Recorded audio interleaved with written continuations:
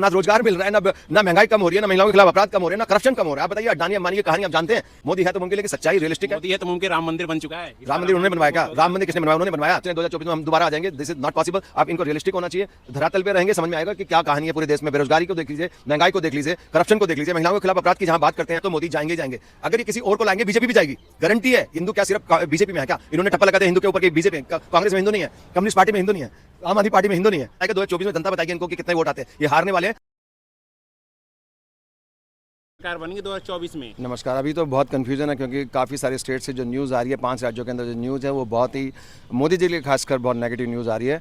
और उसके अंदर 2 राज्यों के अंदर तो तेलंगाना और जो मिजोरम है उसके अंदर तो रीजनल पार्टीज़ हैं, उसमें स्कोप ही नहीं है इनके लिए। बाकी छत्तीसगढ़ और मध्य प्रदेश, राजस्थान में वहाँ पे भी इनकी हालत बहुत ख़राब है। मध्य प्रदेश के अंदर भी पहले थोड़े दिन पहले तक तो कह रहे थे कि शायद 50% सीट आ जाए, लेकिन अब वो भी आने के चांस नहीं है। उनके ही पार्टी के लोग बोल रहे हैं कि बहुत बुरी हालत है उनकी, क्योंकि बीजेपी कई लोगों से मैं बात कर रहा हूँ तो वो कह रहे हैं कि हालत बहुत ख़राब है और राजस्थान में तो बुरी हालत है। मोदी जी तो कह रहे तीसरी बार आएंगे, ऐलान कर चुके हैं लाल किला से। हाँ, उन्होंने ऐलान करा था। हर आदमी को थोड़ी बहुत गलतफहमी होती है अपने बारे में, वो लगता है कि भाई मैं हूँ तो सब कुछ है, वो पॉसिबल नहीं है। कि the biggest thing about this whole world is like nothing is permanent. कोई भी परमानेंट नहीं है, चाहे कोई अच्छा बुरा सब चीज़ बदल जाती है, तो उनको लगता है वो परमानेंट है, वो पॉसिबल नहीं है। हर इंसान को ये गफलत हो जाती है कि मैं सब चीज़ चलेगा और मैं हमेशा के रहूँगा। कोई टक्कर में नहीं है इस बार मोदी जी के। वो खुद ही टक्कर मारेंगे अपने, फिर जब कोई नहीं है तो टक्कर में मारेंगे तो वो अपने आप के मारेंगे। जब कोई टक्कर में नहीं है तो क्या शीशे पे टक्कर मारोगे? कोई आगे है नहीं आपके, तो युद्ध किससे लड़ोगे?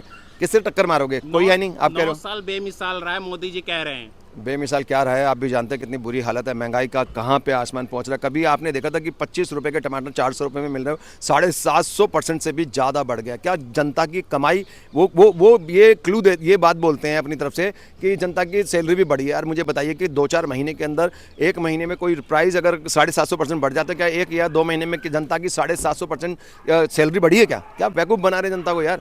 इतनी बुरी महंगाई कितनी है, बेरोजगारी कितनी है, हर चीज़ के महंगाई में सभी चीज़ के रेट देख लो। मैं खाली टमाटर की बात नहीं कर रहा हूँ। तेल 180 रुपए का लीटर मिल रहा है यार, सरसों का तेल। क्या सरसों नहीं उगती इस देश में? ये तो सरसों का ही देश है, किसानों का ही देश है। हर चीज़ सस्ती मिलती है, कोटियों के दाम मिलती है, किसानों को पैसे दे नहीं जाते। और ये फिर अडानी अंबानी को स्टोरेज करने के लिए दे दिए, वो स्टोर करेंगे और आगे वाले समय में ज़्यादा रेट में बेचते हैं। तो पूरी चाल है। तो कह रही है तीसरी अर्थव्यवस्था है वो तीसरी अर्थव्यवस्था ऐसे बनाएंगे ना, महंगाई करेंगे, चीज़ों के दाम बढ़ जाएंगे।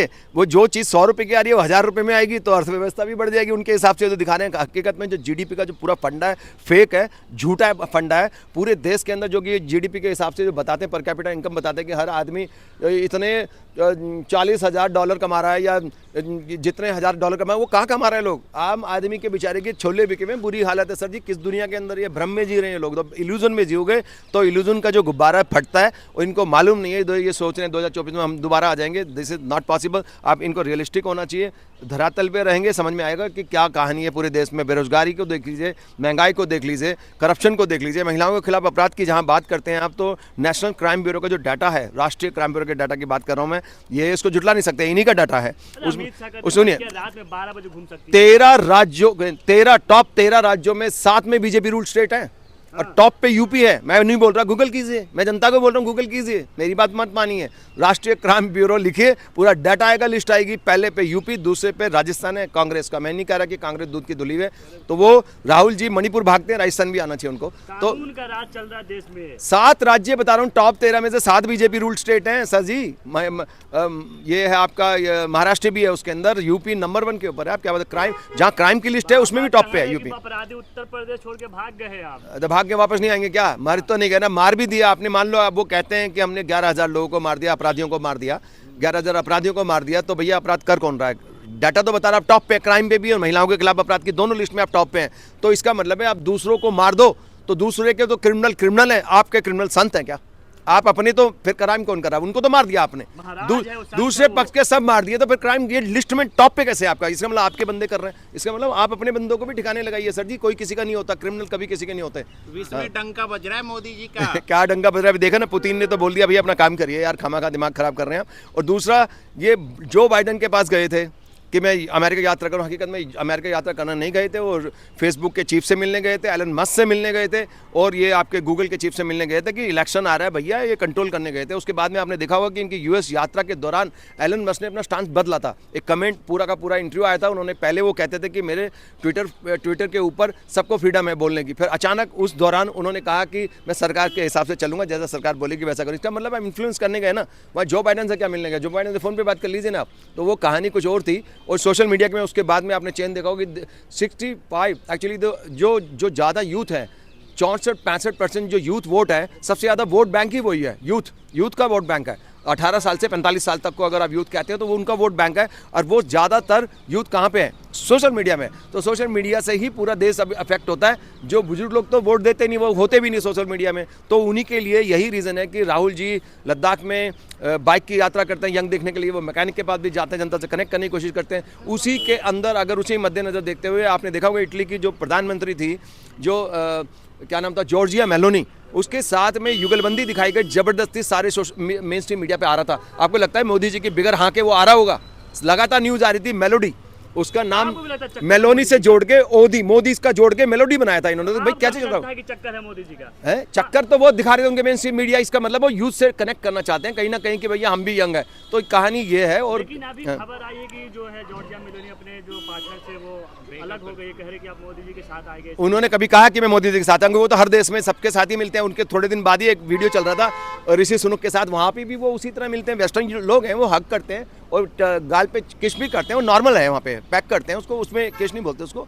और दूसरा, वो कहीं भी किसी भी देश में मिलेगी तो काफ़ी लोगों ने ये चला दिया, देखो जी दिल टूट गया मोदी जी का, वो तो दूसरे भी और भी बहुत सारे लोगों के साथ इसी तरह बात करती है। तो वो बात करेगी, वो नेशनल लीडर है, सब हंस के बात करते हैं, उसको गलत अंदाज में नहीं देखना चाहिए, ना इनको गलत समझना चाहिए। कहानी झूठी। रोजगार मिला मोदी जी के राज में? मैं वही कह रहा हूँ, ना रोजगार मिल रहा है, ना महंगाई कम हो रही है, ना महिलाओं के खिलाफ अपराध कम हो रहे हैं, ना करप्शन कम हो रहा है। आप बताइए, अडानी अंबानी की कहानी आप जानते हैं? 52 करोड़ का घपला दिखा रहे हैं केजरीवाल का, पूरे के एक दिन के लिए लगाया था, वो पूरा महल वहाँ पे बनाया था इन्होंने पालिका के बाहर, 8 दिन तक चलता रहा वो। और उसके आड़ में 5 रिपोर्ट आई थी, इंटरनेशनल रिपोर्ट, हिंडनबर्ग की रिपोर्ट को सपोर्ट करने वाली, पूरे ग्लोबल मीडिया के अंदर आई थी अडानी के खिलाफ।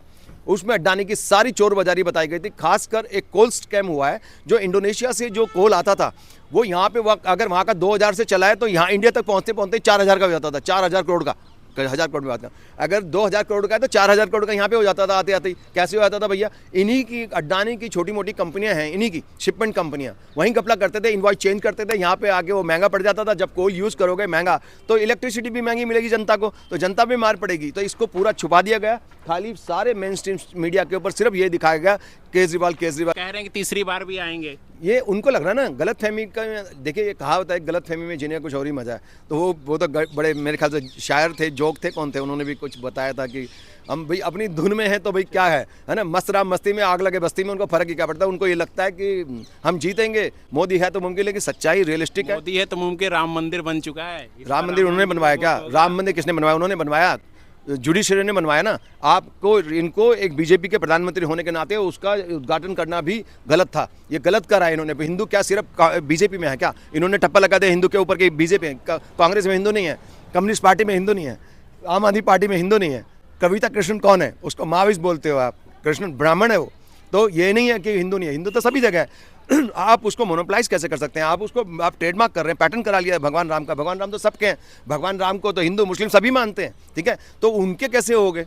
ठीक है, तो वो इन्होंने अपने मोनोपलाइज करा है, अपनी तरफ कोशिश कर रहे हैं कि जो भी कोई हिंदू की बात करेगा वो इनका होगा। तो ये आएंगे नहीं आएंगे, वक्त बताएगा। 2024 में जनता बताएगी इनको कि कितने वोट आते हैं। ये हारने वाले हैं। नितिन गडकरी अपने को प्रस्तुत कर रहे हैं लगातार, उनके काफ़ी आपने मीडिया के अंदर इंटरव्यू देखेंगे। लेकिन एक और बड़ी चाल है, ये तो मोदी जाएंगे ही जाएंगे। अगर ये किसी और को लाएंगे, बीजेपी भी जाएगी, गारंटी है। यही गलती लाएंगे, ये किसी और को लाएंगे, वो हारेंगे, फिर कहानी इक्वेशन चेंज हो जाएगी।